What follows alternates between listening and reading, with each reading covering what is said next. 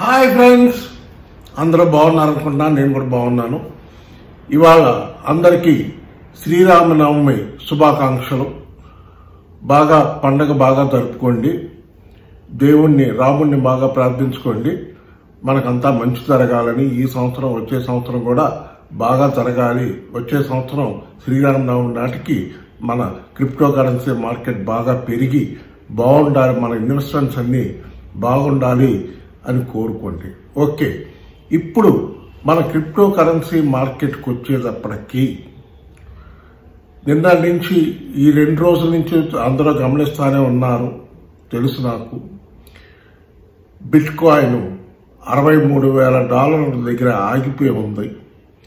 అటు పైకి అటలేదు, ఇటు కిందకి రావట్లేదు. ఆల్ట్ కాయిన్స్ అన్నీ కూడా ఆగి ఉన్నాయి. దానికి 2 ముఖ్యమైన కారణాలు ఉన్నాయి. అవి ఏంటంటే,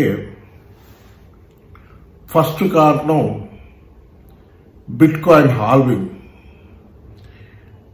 బిట్ కాయిన్ హాల్వింగ్ అనేది ఎట్లా ఉంటుంది ఈసారి అన్నది పెద్ద క్వశ్చన్ మార్క్ అయిపోయింది. $1 బిలియన్ క్వశ్చన్ మార్క్ అయిపోయింది. హాల్వింగ్ తర్వాత బిట్ కాయిన్ డౌన్ అవుద్దా, రైజ్ అవుద్దా? డౌన్ అయితే ఎక్కడ వరకు వెళ్తుంది, రైజ్ అయితే పైకి వెళ్తే ఎక్కడ వరకు వెళ్తుంది? ఇదే మేజర్ ప్రాబ్లం ఇప్పుడు అందరికీ మధ్యలో ఉన్నది.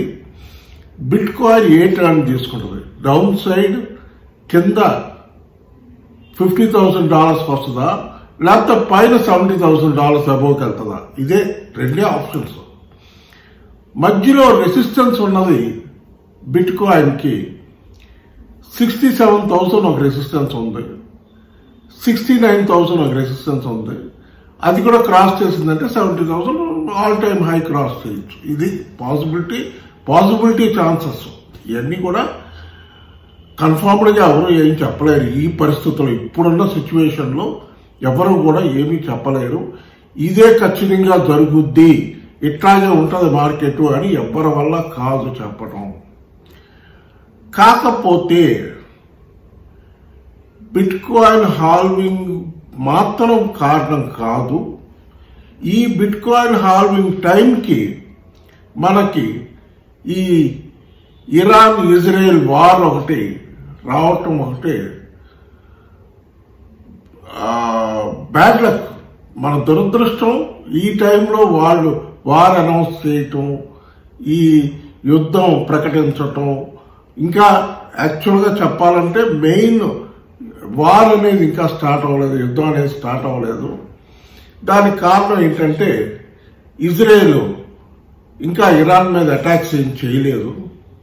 ఎందుకంటే యుఎస్ ప్రెసిడెంట్ జో బైడెన్ గారు ఆపుకొస్తున్నాడు, ఏమి మీరు తొందరపడబాకండి, వెయిట్ చేయండి. ఎందుకంటే అమెరికాలో కూడా ఈ సంవత్సరం ఎలక్షన్స్ ఉన్నాయి, 2024 ఎలక్షన్స్ ఉన్నాయి, నవంబర్లో ఉంటుంది.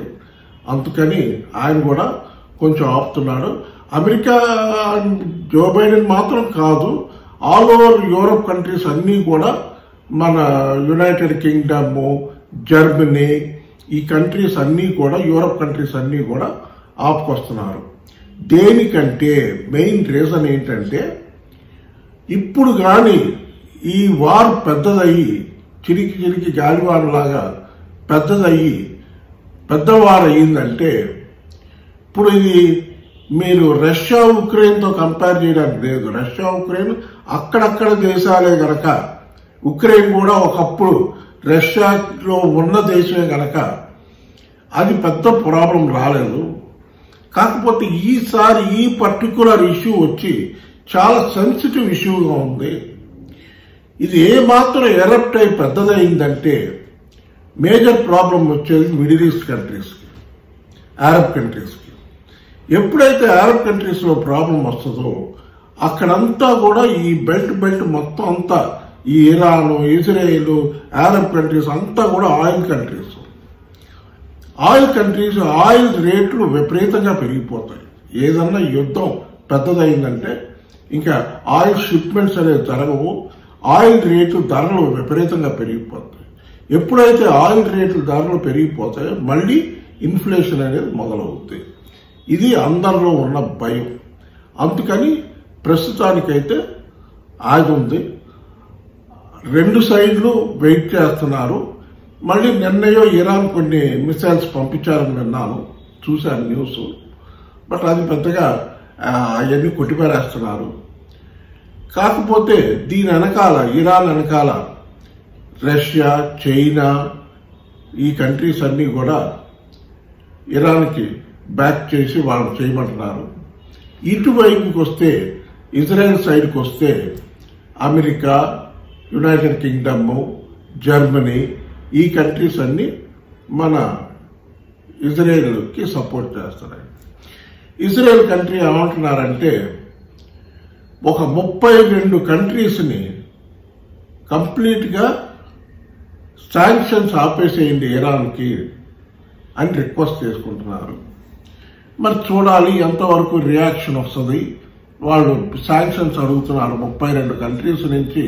మొత్తం అందరూ కలిసి బాగా శాంక్షన్స్ పెట్టండి, మేము ఇప్పుడు చేయాలంటే, వారు చేయాలంటే మాకేం పెద్ద పని కాదు, మా దగ్గర లేటెస్ట్ ఎక్విప్మెంట్స్ ఉన్నాయి, మా దగ్గర టెక్నాలజీ ఉంది.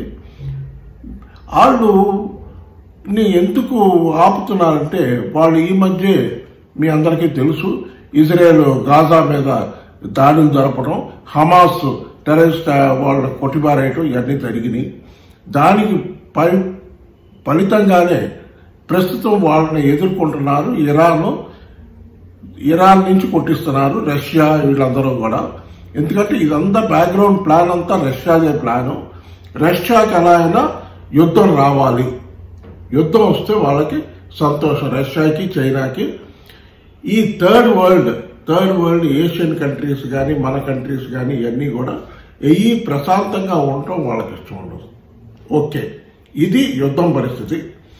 ఇది ఎప్పుడు టర్న్ తీసుకుంటుంది ఏంటి అనేది ఎవరి వల్ల కావట్లేదు. ప్రస్తుతానికి అంచనాలు చేయడం కష్టంగా ఉంది. అందరూ ప్రస్తుతానికైతే ఆగి ఉంది, చూడాలి. మరి ఎనీ టైం ఏదైనా ఎరప్ట్ అవ్వచ్చు.